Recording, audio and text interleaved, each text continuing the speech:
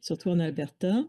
Et maintenant, on va passer à notre prochaine séance, c'est-à-dire les dimensions de la recherche en matière de sérosurveillance dans le contexte de la préparation à une pandémie. Nous avons parmi nous donc la docteure Jen Gomerman qui était là hier et peut-être qu'il y avait des gens qui n'étaient pas des nôtres hier, mais elle est professeure et chaire d'immunologie à l'Université de Toronto. Elle travaille donc à l'immunité intestinale, la sclérose en plaques, entre autres. Elle est chaire canadienne de recherche sur l'immunité de tissus et elle est leader, elle a été un leader pendant la pandémie en ce qui concerne les enjeux d'immunité et elle a travaillé avec Governat et elle a étudié donc les réponses des tissus muqueuses sur la vaccination, en ce qui concerne la vaccination. Et maintenant, Jen, est-ce que vous m'entendez bien? Je vais commencer maintenant par vous présenter notre par introduire, vous présenter donc la docteure Ligia Pinto, directrice de la direction des vaccins de l'immunité et du cancer au Laboratoire national de recherche sur le cancer Frédéric. Elle, elle fait partie aussi de Seronet. Donc, il s'agit donc du réseau sur la COVID-19 et on lui souhaite encore le bienvenu. Merci beaucoup. Ça fait plaisir d'être parmi vous aujourd'hui pour assister à cette réunion. J'en profite beaucoup et j'ai hâte de collaborer avec Emmanet pour parler de notre labo Frédéric. Il s'agit donc d'un centre qui est subventionné par le gouvernement fédéral pour la recherche biomédicale. Et on se concentre sur la sérologie donc de VIH et aussi sur d'autres maladies. Le laboratoire de sérologie HPV s'est rapidement orienté vers la sérologie SRAS-CoV-2. On faisait partie de l'initiative globale mondiale. Et cela a eu pour résultat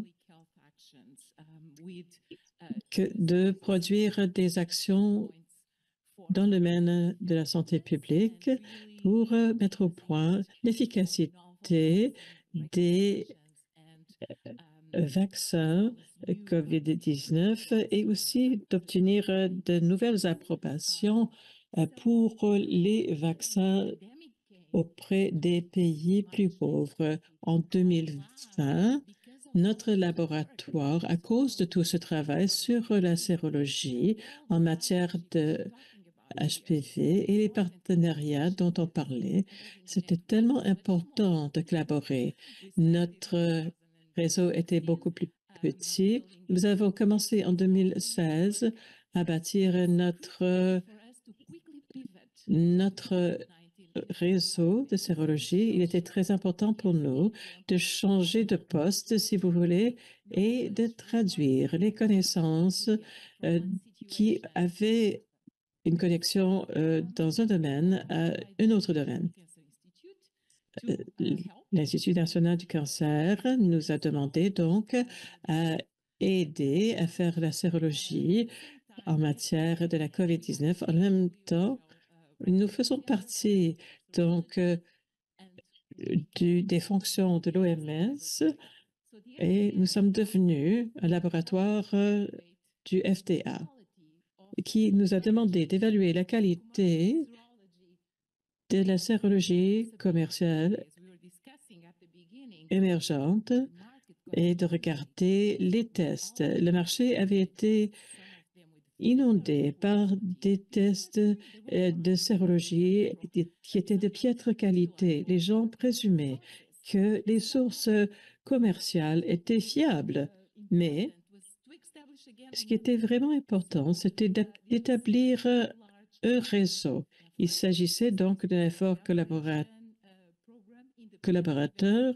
Il s'agissait d'un programme indépendant d'évaluation qui avait été établi entre FDA et les différentes agences du gouvernement, donc NIAID, CDC, BARTA, NCI, et aussi les centres de cancer désignés par la NCI.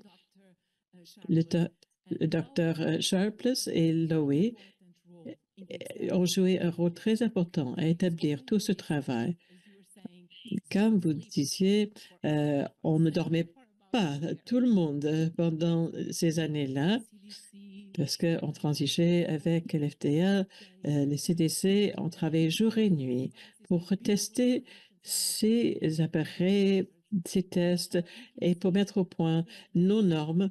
Vous voyez que toute évaluation des appareils était ouverte sur le site du CDC et aussi sur nos sites. Notre travail a mené donc au financement de la recherche sérologique par le Congrès. Donc, ce financement a servi à soutenir un large éventail d'activités de sérologie du SRAS-CoV-2, y compris la création du réseau des sciences sérologiques. On ne pouvait pas faire ça tout seul. 1 plus 1 n'égale pas 2, ça égale peut-être 11. Alors, on peut regarder les détails de notre travail sur le site web. On a pu accroître la capacité nationale en matière de tests sérologiques et améliorer notre compréhension de tous les aspects de réponse immunitaire à l'infection par le SRAS-CoV-2. On se rencontrait plusieurs fois par jour avec différents groupes. À n'importe quelle heure de la journée, on partageait les données et les ressources. C'était très important en Italie et dans les agences où il y avait une publication en libre accès. Il y avait beaucoup de groupes qui étaient de la partie dans ce réseau. Et il y avait environ 48 établissements. Il y avait des il y avait des sous-contrats, il y avait d'autres personnes. On voulait uniformiser donc les essais, on voulait les déployer auprès de la communauté et comprendre les réponses innées, humorales et cellulaires à l'infection par le SRAS-COVID-19. Ensuite aussi, il fallait financer des différents groupes pour déterminer les facteurs qui modulent la réponse immunitaire. Le financement a été accordé à plusieurs entités, des centres d'excellence. Il y avait donc 8 U54 centres d'excellence, il y avait 13 U01 et ce projet de recherche, il y avait notre labo de sérologie et notre centre de coordination. Et voici donc la distribution des subventions qui étaient donc distribuées un peu partout au pays. Il y avait le centre de données et il y avait le laboratoire qui ont établi l'infrastructure de la bonne science pour avoir des normes uniformisées et pour avoir les pratiques exemplaires à donner à tous les groupes. En ce qui concerne nos contributions clés, voici quelques-unes. Nous avons joué un rôle clé dans l'établissement du premier programme d'évaluation indépendante des tests auprès de la FDA. Il y avait plus de 120 tests commerciaux que nous avons testés et environ un quart, en fait, ont satisfait aux critères établis par la FDA. Il Il y a des produits qui ont été retirés du marché. Nous avons produit et distribué la norme sérologique américaine et les panels de validation avec nos partenaires dans l'initiative de sérologie, le OMS et NISC. Nous avons mis en œuvre et validé les essais. Donc, ça comprenait donc les assais multiplex et d'autres assais fondés sur notre recherche. Nous avons aussi étudié la réponse immunitaire aux vaccins actuellement autorisés au fil du temps. Nous avons aussi joué un rôle clé dans l'établissement des réunions, la procuration des différentes publications aussi. Et Seronet a publié plus de 400, 400 articles. Lorsque je regardais le nombre de, euh, d'articles publiés par sérosurveillance, il y avait énormément de séroépidémiologues qui ont publié autour des études menées. Nous avons aussi créé le groupe de travail sérologie clinique et transactionnelle dans la Nouvelle-Angleterre, New England. Ce n'est pas tout ce qui est commercial et qui donne une bonne performance qui sera bien évaluée à la fin. C'est une composante vraiment importante à considérer. En ce cas des centres que nous avons établis, il s'agissait donc des centres donc, à l'Arizona State University, Feinstein Institute, Université du Minnesota. Il s'agissait pour eux de développer des tests sérologiques standardisés, fournir une capacité nationale pour les tests sérologiques. Et je dois dire que Mount Sinai et à l'Université de Minnesota aussi font beaucoup de travail encore là-dessus. Nous devions aussi acquérir de grands volumes de sérum pour le développement de panels de sérologie uniformisés et pour faire de la validation. Nous avons beaucoup travaillé pour que les mêmes panels d'évaluation soient en place pour analyser plus de 120 appareils. On était responsable aussi de mener des études de sérosurveillance et de suivre donc le développement, par exemple, d'humidité en ce qui concerne les mycoses. Il y avait beaucoup d'inventions qui ont pu être réalisées pendant cette étape-là. Moi, je suis vraiment un fan des études longitudinales et c'est très important, ça coûte cher de mener ces études longitudinales uniques, des réponses immunitaires à la vaccination. Les CBC, c'est-à-dire les centres pour bâtir la capacité, ont harmonisé les études et ont mené des études longitudinales pour différents groupes de population. Nous sommes très intéressés aux étudiants, plutôt aux patients atteints par le cancer et aussi par les gens atteints du VIH, les personnes qui reçoivent des transfusions. On s'est servi du même processus SEP et aussi des mêmes éléments de données. Il y a 4 groupes de travail à Seronet. Il y a des personnes qui ont fait de la modélisation, des gens qui ont corrigé les données. Il y avait un groupe d'épidémiologie et d'autres qui se sont rencontrés de façon hebdomadaire pendant les premières 2 à 3 années du réseau. Nous avons aussi harmonisé nos efforts de collecte pour bien comprendre l'immunité. Nous faisions la collection non seulement des sérums, mais aussi des PVMC. en même temps. Le calendrier des activités était incroyable. Tout le monde était très bien aligné. On avait l'expertise en place, il y avait des accords en place, on avait des gabarits à suivre pour faire les liens. Comme on a mentionné aujourd'hui, le matériel d'essai était reçu donc à notre laboratoire au mois de mars et dans une semaine, avec notre technologie de pointe, il y avait des gens qui travaillaient sur les panels d'évaluation qui étaient prêts à tester.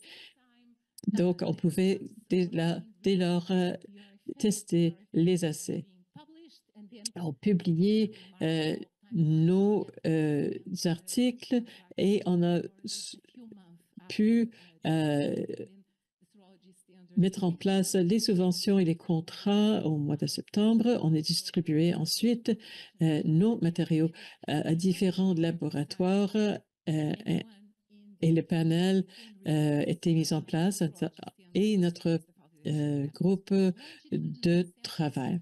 En ce qui concerne les échantillons longitudinaux, je voudrais bien le partager. Maintenant, les enquêteurs ZeroNet y ont accès. Le groupe de travail sur la sérologie clinique et translationnelle est en place. Le docteur Carlos Cardone-Gardo en fait partie. Nous voulons établir, nous avons en place en fait un groupe multidisciplinaire d'individus pour parler d'une grande variété de sujets. Nous publions sur notre site web nos recherches. Il y a des gens de NIH, CDC et d'autres groupes internationaux qui sont inclus dans notre discussion. Nous avons eu du succès à normaliser les appareils. Nous voulions aussi évaluer le paysage des essais pour déterminer quelle est la meilleure technologie, tout dépendant de l'utilisation. Ce n'est pas une question d'avoir un produit qui va pour tout le monde. Nous avons donc mené une étude collaborative visant à comparer 27 tests différents provenant de 17 laboratoires différents. Et c'était à l'exemple de l'OMS sur la normalisation des tests pour avoir une meilleure capacité de haute qualité. Il était important aussi de faire participer les experts en matière de santé publique, les décideurs politiques et aussi de faire participer les gens du réseau de santé pour parler de lignes directrices et de recommandations. Nous avons bien utilisé et nous utilisons toujours la sérologie et des études sérologiques. On veut aller donc à un niveau supérieur à l'avenir. La collaboration lors du travail, du groupe de travail, a été vraiment très important. Lynn Dimberti et Jim Crawford étaient des leaders en la matière. Il y a maintenant un appel aux experts pour faire l'analyse de 500 patients, que ce soit des patients atteints de cancer ou d'autres sortes de patients, pour lier la sérologie au dossier électronique des patients, leurs dossiers médicaux. Nous avons bâti notre centre d'excellence en cours de développement pour l'acquisition agile d'échantillons, ainsi que pour des tests sérologiques et immunologiques de haute qualité.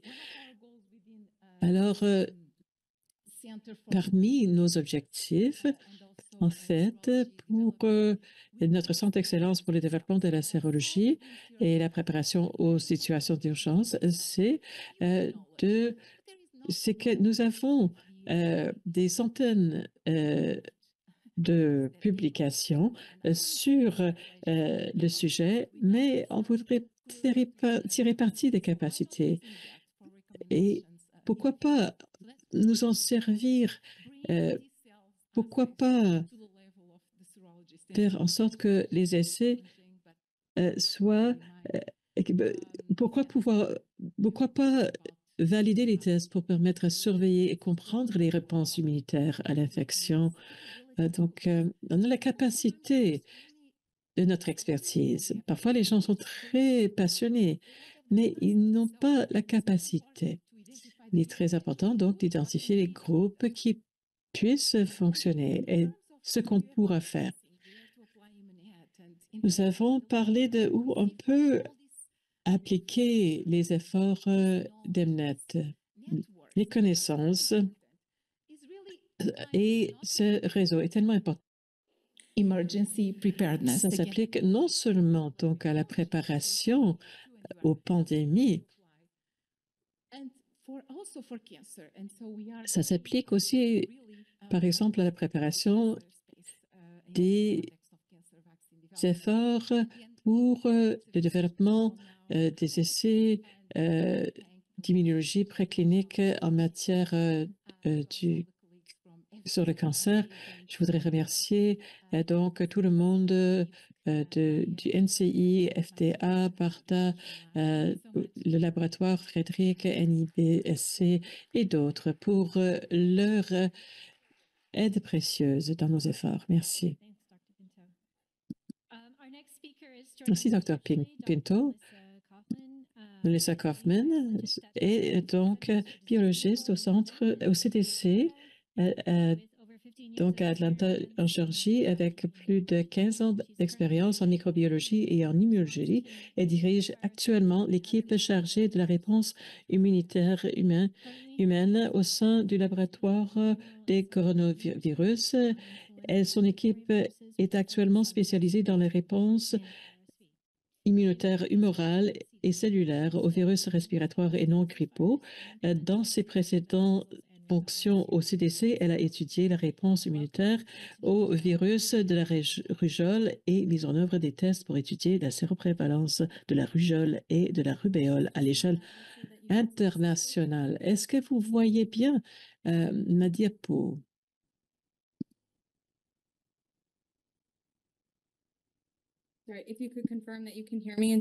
Pouvez-vous confirmer que vous voyez bien mes diapos? Est-ce que vous m'entendez bien? Merci. Nous confirmons. Merci de m'avoir invité aujourd'hui de vous parler des études de séroprévalence que nous avons fait au CDC aux États-Unis pour avoir le pouce sur le COV, sur le SRAS-CoV-2. Au fur et à mesure de la progression de la pandémie, la surveillance permanente de la santé publique a changé. Maintenant, cela comprend des décès dus aux décès et les admissions à l'hôpital. Alors, c'est donc le pic du pyramide que vous voyez à gauche. Les cas non déclarés, y compris les infections asymptomatiques et légèrement symptomatiques, ne sont pas pris en compte par la surveillance des cas de santé publique. Et la séroprévalence peut être utilisée pour estimer le nombre total d'infections. Je vais parler seulement de notre surveillance nationale et des réseaux de surveillance existants et comment on en tire profit. Il y a eu des études cohortes que nous avons menées, mais je ne vais pas vous en parler aujourd'hui.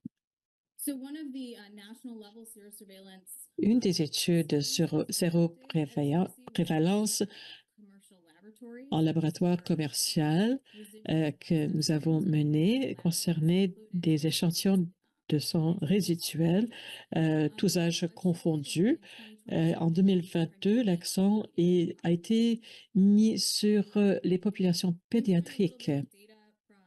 Je vais vous montrer donc des données de cette évaluation lors de l'étude. Il s'agit d'une évaluation nationale, la séroprévalence, donc du mois d'août en 2020 jusqu'à 2022, au mois de février, ont été suivis. Donc, on voit ici le niveau en février 2022 de la réactivité à la fin qui était d'environ 57,7% à travers les États-Unis. Et on voit donc la gamme de réactivité selon la gravité des réponses. Au mois de mars, notre étude s'est concentrée sur la population pédiatrique, donc en mars 2022, mars au décembre. On a utilisé donc des résultats déjà obtenus qu'on a vus sur la dernière diapo, mais on s'est servi aussi. Ici, on voit donc la ventilation de la séroprévalence chez les enfants de 6 mois à 17 ans. Et on voit que la plus grande séroprévalence était présente chez les enfants âgés de 17 ans. Au niveau national, on a mené une étude qui continue, en fait, à ce jour. C'était fondé sur un test de séroprévalence des donneurs de sang au niveau national sur les donneurs de sang provenant de 2 grandes organisations de donneurs aux États-Unis. Cela inclut donc les personnes âgées de 16 ans et plus. Nous avons fait donc une évaluation de façon trimestrielle et donc à la fin de 2021, on a fait une évaluation au sein du groupe d'échantillons longitudinaux de donneurs fréquents. Voici la séroprévalence combinée aux États-Unis d'octobre au décembre 2022 qui inclut donc la réactivité S et N. On voit qu'il y a une séroprévalence très élevée donc à la fin du premier trimestre 2022. On voit en fait la finale, le trimestre final. Donc, il y avait des statistiques nationales combinées de 96,7% au niveau national et une infection nationale induite de 77% à travers les États-Unis. Ces données sont disponibles de par notre site. À la fin de 2022, il y avait un changement quant à l'évaluation des échantillons des donneurs de sang. Donc, nous avions donc une cohorte nationale. Il y avait 142 000 donneurs fréquents qui ont été sélectionnés. On a mené donc des enquêtes trimestrielles sur la vaccination et l'infection. Ils étaient classés en 4 groupes sur la base des antécédents vaccinaux déclarés et des tests anti-NAB. Il y avait donc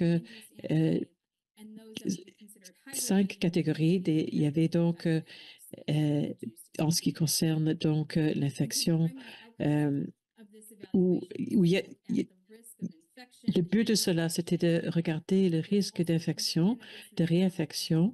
Il y avait une composante de la recherche dont je ne parlerai pas concernant l'immunité humorale, c'est-à-dire la diminution, stabilité et l'augmentation des anticorps qui a lieu avec la réinfection. Et une partie de l'étude était concentrée aussi sur l'efficacité des vaccins et les corrélats de protection. Nous montrons donc ces données à partir de 2022 et on peut voir les différents groupes et comment ça marche, ça a changé au cours de cette période et comment les individus ont changé. Bon, aucune infection dans la bande orange, c'est une faible proportion vers la fin du quatrième trimestre 2022 et ceux qui avaient une infection, des anticorps induits par l'infection avaient cru vers le quatrième trimestre de 2022. Ils étaient plus nombreux. Comme je l'ai dit, ça a changé une évaluation quantitative des anticorps spiculaires. Ici, ce sont les titres quantitatifs des anticorps anti-spike, antispiculaires par trimestre chez les donneurs de sang.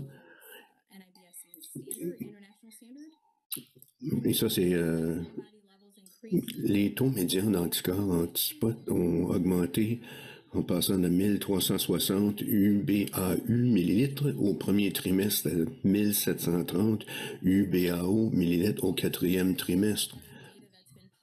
C'est similaire à d'autres données qui ont été publiées. Les personnes infectées seulement, ils n'avaient pas reçu de vaccin, avaient moins d'anticorps spiculaires.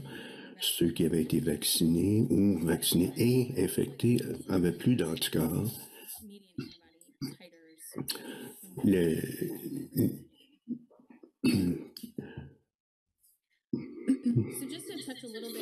Pour parler un peu d'un des autres aspects de la sérosurveillance au CDC, durant la pandémie, on a exploité les réseaux existants pour étudier le SRAS. Ça comprenait ces deux réseaux ont examiné les personnes infectées, chaque personne venant d'une perspective un peu différente. Et l'autre composant de ces réseaux, bon, on examinait aussi des volontaires qui étaient en santé. Ça, c'est le US Flu V Network pour l'influenza. Ça, ce sont les sites aux États-Unis.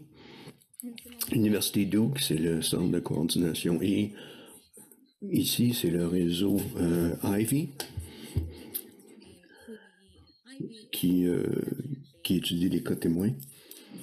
Ici, la différence, c'est que les groupes infectés, bon, Ivy, bon, il s'agit de patients hospitalisés, alors que ce sont des gens qui ont une maladie moins sérieuse que ceux qui sont hospitalisés.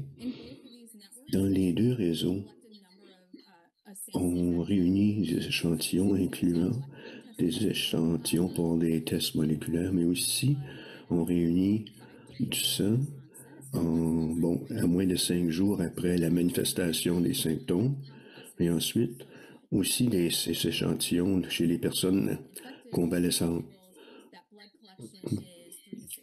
Donc, Fluvi, c'est de 3 à 6 semaines, et dans le réseau Ivy, en plus de ces 3 à 6 semaines, on recueille aux 90 jours. Dans ces échantillons de sang, on examine la sérologie, mais aussi l'immunité cellulaire. Avec la sérologie, on regarde les anticorps, les anticorps de liaison, les anticorps neutralisants, l'immunité cellulaire. Et on examine les réponses des cellules T et cellules B. Ici, c'est une vue d'ensemble des données que nous avons réunies. Ça, c'est de la cohorte post-vaccination. Il y avait des volontaires santé qui avaient été vaccinés aussi. Les spécimens sont recueillis avant le vaccin ou leur second vaccin et 2 à 3 semaines après la vaccination. Et ce qu'on voit, c'est que les anticorps de liaison augmentent. Ça, ces données-là sont suite à une seconde vaccination. Et c'est la souche ancestrale. C'est évalué en se fondant sur les tests MST. Et à droite, à l'extrême droite, comme on peut s'y attendre, on voit une réduction par multiple de 3,5 à 5 fois, une réduction par rapport à la souche ancestrale. Mais on examine aussi les autres protéines spiculaires.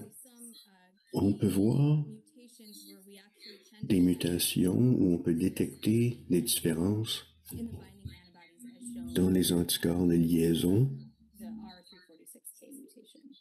comme on a vu avec la mutation R386. Pour résumer, il y a une grande séroprévalence dans la population américaine. La concentration de la réactivité aux spiculaires est plus élevée chez les gens vaccinés et les personnes avec une immunité hybride, si on compare à ceux qui ont été infectés seulement. Les mesures quantitatives deviennent de plus en plus importantes. On voit que les augmentations de concentration d'anticorps antipiques se manifestent dans la population et avec des mesures quantitatives, on peut aider à faire une analyse qualitative. Avec la séroprévalence élevée qu'on voit en ce moment, les données intersectorielles plutôt deviennent plus limitées et difficiles à interpréter. L'autre aspect qu'on examine, c'est la mesure du renforcement de la réponse des anticorps pour détecter les réinfections. C'est important pour fournir des preuves sérologiques pour contribuer à l'estimation de la charge de morbidité et évaluer l'impact sur l'environnement. Ça permet d'essayer d'évaluer l'efficacité du vaccin. Des remerciements maintenant. Ce sont des gens qui ont participé à Corvid, entre autres Dr. Jefferson Jones, Dr. Sumner et Dr. Suri, qui ont contribué à mettre au point les diapos qu'on voit aujourd'hui. Aussi, les gens de la CDC, du projet Ivy, et un groupe important aussi pour la surveillance des donneurs de sang. Et je pourrais répondre à vos questions suite à cette séance, suite au panel. Merci, Dr. Kaufman. J'aimerais vous présenter à nouveau Alison Spalding, qui est ici avec nous. Elle s'est adressée à nous hier. Elle est épidémiologiste spécialisée dans les maladies infectieuses, la préparation aux pandémies et la résistance aux microbiens. Elle est conseillère principale et chef d'équipe au Centre de recherche sur les vaccins du National Institute of Allergy and Infectious Disease. Elle dirige en ce moment le programme PREMIS. Nous allons d'abord proposer quelques questions aux membres du panel et ensuite nous pourrons élargir la discussion à tous les participants. Dr. Pinto, j'aimerais d'abord vous poser une question au sujet du public. Vous avez mentionné les essais sur les anticorps et puis qui n'étaient pas très performantes, qui laissaient à désirer. Il y a eu des études d'envergure qui avaient recours à ces essais et ils ont conclu tôt dans la pandémie qu'une fois infecté, nos anticorps dureraient seulement quelques semaines et après ça, on serait pleinement vulnérable. Quand vous avez analysé ces publications, c'était manifeste que l'essai était pas optimal du tout. Quelle est notre responsabilité, notre rôle et comment peut-on communiquer avec le grand public lorsque des résultats de ce genre paraissent? Et pourquoi est-ce que ces essais étaient si mauvais? Le micro, s'il vous plaît. Vous m'entendez? Il y a eu une espèce de vague de tests commerciaux qui venaient de toutes sortes de sources qui n'ont jamais fonctionné lorsqu'il s'agit des diagnostics pour les maladies infectieuses. Au début, on pouvait faire appel aux produits commerciaux sans que ce soit pour des raisons d'urgence, mais ensuite, il y a eu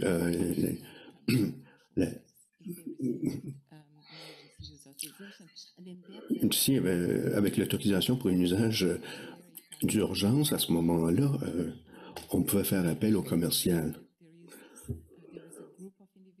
Il y a eu un groupe de personnes qui encore traitent de ces problèmes de communication, mais encore une fois, moi j'ai été interviewé par certains magazines et quelques médias, et on a rédigé des articles à ce sujet, mais vous savez, la communication, c'est d'importance critique, mais si on communique trop, ça peut poser un risque aussi, parce que si ça vient de façon prématurée, ce sont les genres de problèmes qu'on peut avoir. Avec le COVID, il y a eu beaucoup de communication inadéquate et souvent prématurée, et ça a causé beaucoup de problèmes. Et encore une fois, je pense que ce genre de réseau est très important. Nous avons aussi des défenseurs des patients, des groupes qui défendent les patients, et ces gens-là font partie de nos rencontres et nous offrent leur point de vue. Donc, il y avait ce composant de communication, mais de façon générale, on aurait pu mieux faire. Aussi, on a vu ce qu'on appelle les preprints, préimpressions, qui existaient avant la pandémie, mais qui sont devenus une forme importante de communication entre chercheurs. Mais les médias y avaient accès aussi. Pensez-vous que ce genre de réseau peut avoir un rôle pour justement analyser, examiner là, les documents là, en préimpression? Oui, nous compilons de l'information scientifique qui est actuelle, mais encore une fois, c'est on communique nos opinions, nos constats, mais les gens peuvent faire appel à d'autres publications aussi, à chacun. Et moi, je ne suis pas une spécialiste en communication, mais je pense que chaque réseau devrait se doter d'une expertise en communication, parce que ce rôle est important lorsqu'il s'agit de publier des résultats. Et dans notre cas du travail qu'on a fait avec la FDA, bon, certains de ces tests-là ont été révoqués et c'est important que cette information-là soit diffusée aussi auprès du public.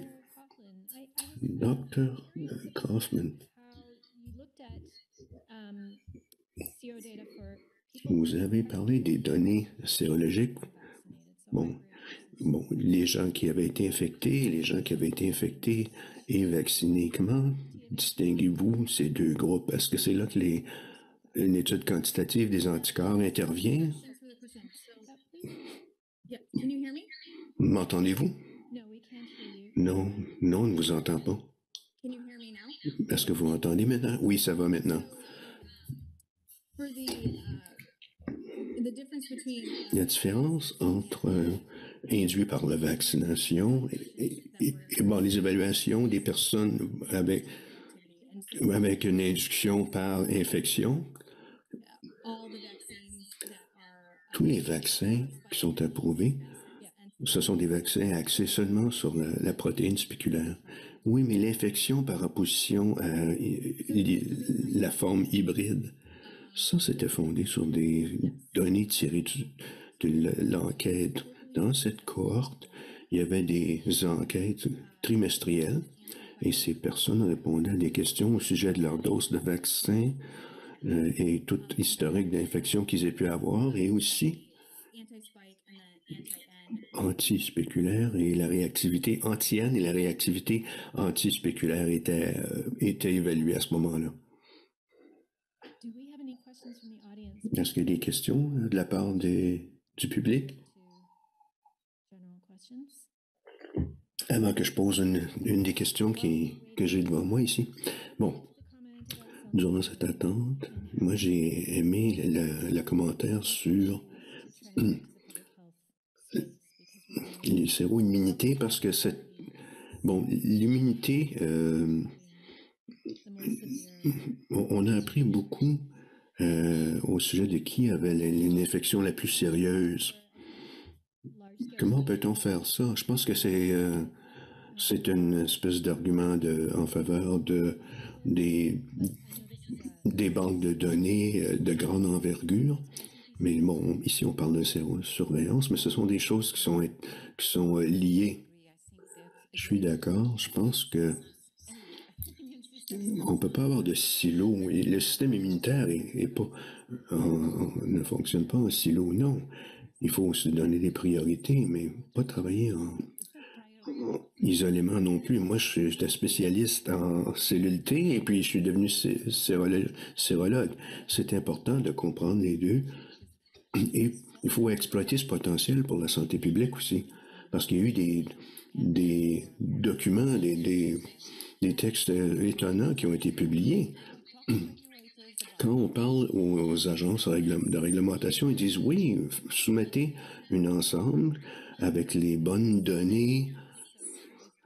Vous voulez établir que ceci sert à cela, la raison d'être. Mais quand on voit tout ce qui est nécessaire, ben nous, avec les cellules T, on n'est pas prêt.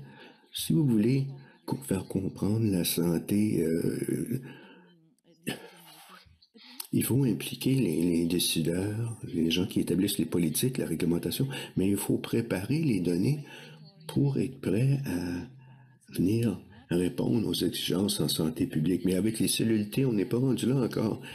La validation, la standardisation, ça va être important.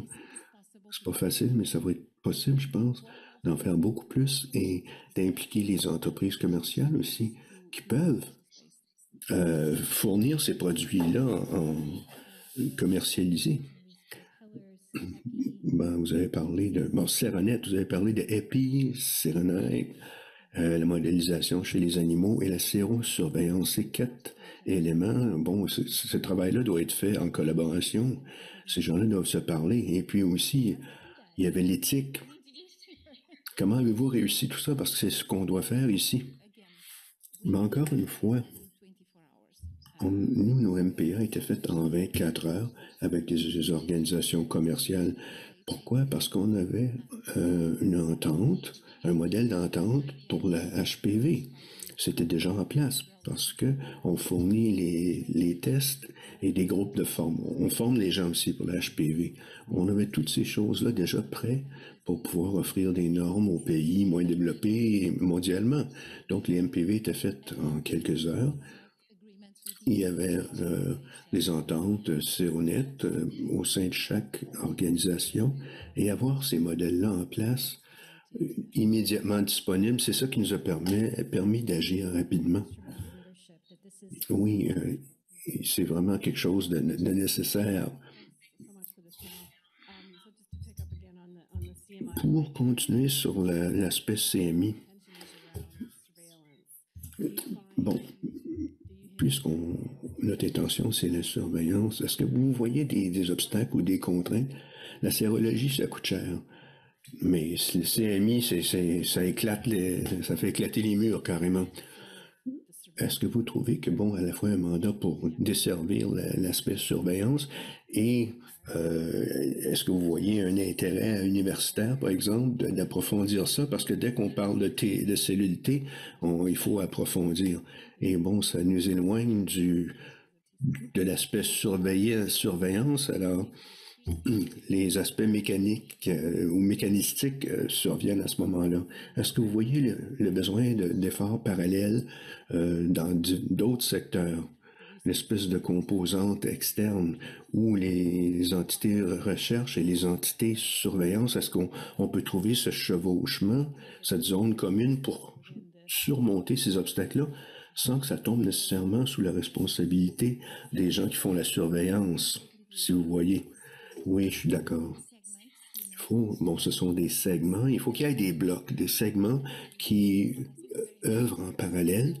Et c'est important de se donner des objectifs clairs dès le début. Bon, quelle est la solution? Quel est l'objectif? On en choisit 4-5 au début, tout en s'assurant que les gens travaillent de façon coordonnée. Il faut que ce soit coordonné. Ça prend une bonne communication.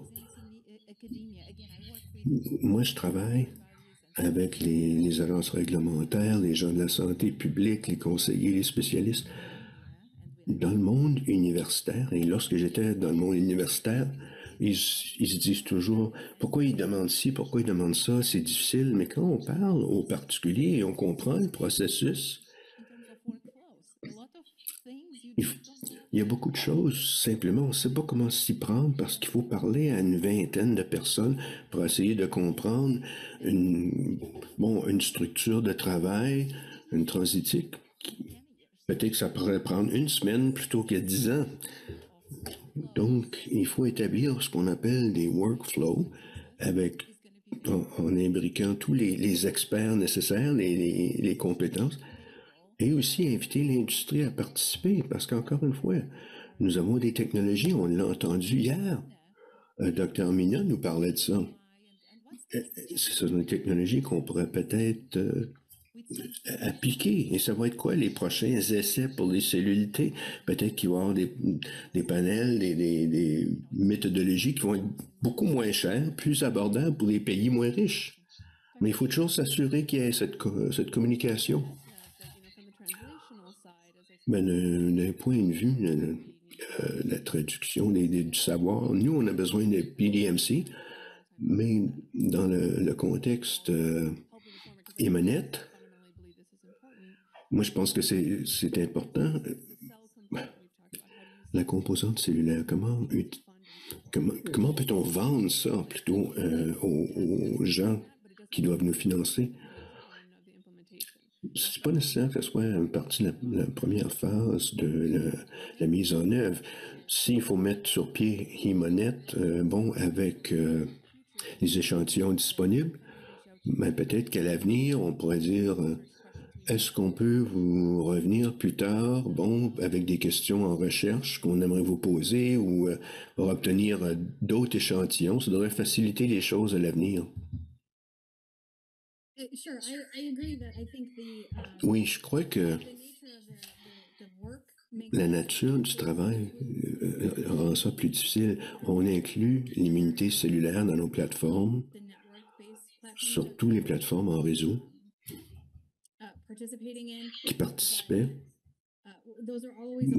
auxquelles on participe nous, mais c'est seulement une petite part de ce qu'on réunirait pour les fins sérologiques. Donc, il y a une limite pour ce qui est de la capacité de ce qu'on peut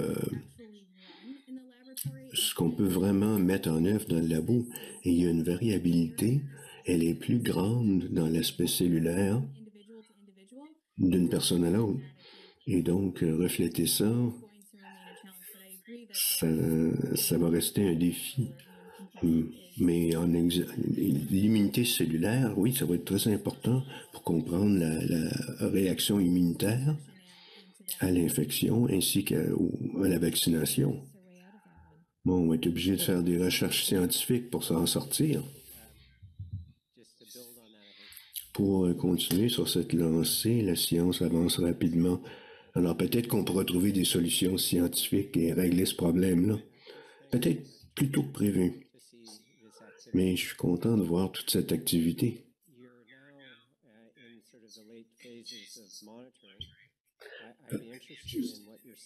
Maintenant, j'aimerais savoir quels sont vos plans pour la durabilité, la pérennité. Dans Seronet, on a vu que c'est un groupe très impressionnant de laboratoire. Est-ce qu'il y a un plan pour assurer que tout ça va continuer suite à la pandémie? Et aussi, dans les divers réseaux auxquels le CDC plutôt fait appel, Fluvy, Ivy et ainsi de suite. Et j'ai vu aussi une bonne collaboration entre les deux principaux services de donneurs de sang aux États-Unis.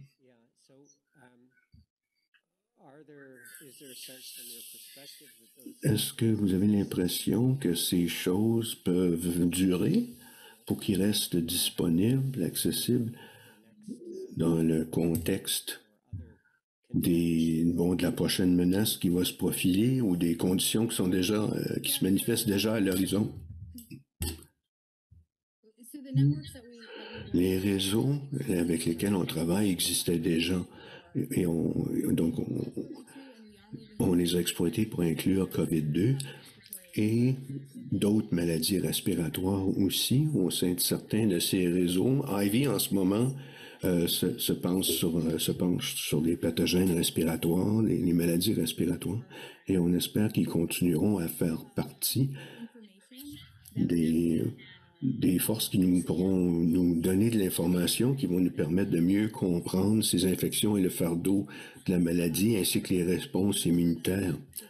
Pour ce qui est de l'évaluation des donneurs de sang,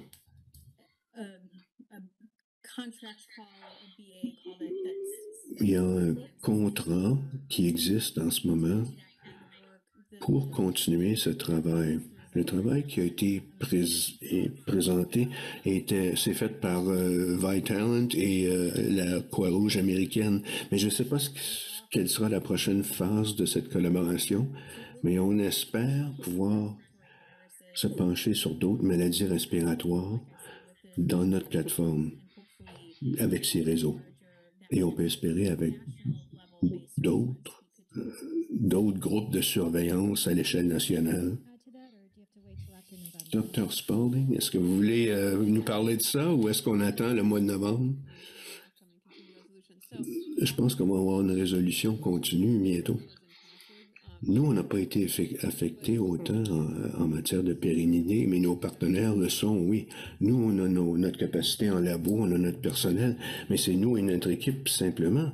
Nos partenaires, les gens avec qui on travaille, eux, ont des problèmes de financement, ça c'est certain.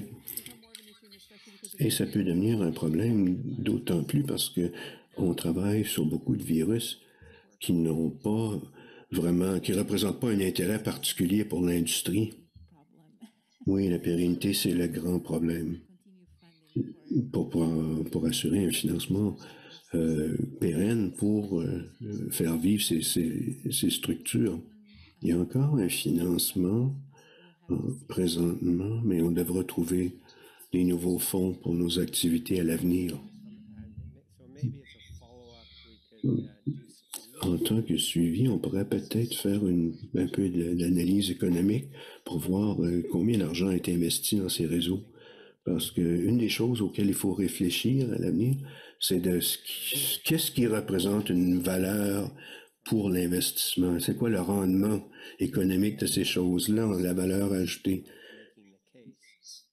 Ça pourrait nous aider à présenter un argument d'affaires, pour ainsi dire, lorsque les ressources vont se resserrer. Offrir, par exemple, une raison d'être, une justification pour continuer ce travail en réseau comme ça. Rapidement, spontanément, la première chose qui vous vient à l'esprit, avec la recherche en sérosurveillance de 2019, quelles leçons quelles leçons peut-on tirer pour se préparer pour la prochaine pandémie? Plus de structure, plus d'activité avec plus de coordination. Il y a trop de silos encore. Et encore, l'autre chose, c'est que ça va être important un travail, une coopération entre éviter les chevauchements, éviter les silos et puis mieux travailler ensemble pour éviter les dédoublements. Si on peut se concentrer sur les éléments tirés de la pandémie qui peuvent nous aider dans l'avancement de notre cause. Par exemple, les anticorps monoclonaux, ce qu'ils peuvent faire, ce qu'ils sont exactement. Je pense qu'on pourrait exploiter ça à l'avenir. Oui, je suis d'accord avec tout ce qui a été dit.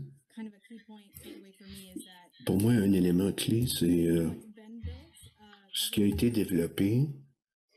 On devrait essayer de faire durer ça, voir comment on peut continuer à maintenir ces plateformes. Ces plateformes et la capacité et la possibilité d'obtenir nos échantillons, c'était le plus grand obstacle à surmonter. Et c'est une dépense d'importance. Alors, d'obtenir des échantillons, c'est vraiment très important. Merci beaucoup. J'aimerais que vous vous joigniez à moi pour remercier les membres du panel, nos conférencières et conférenciers.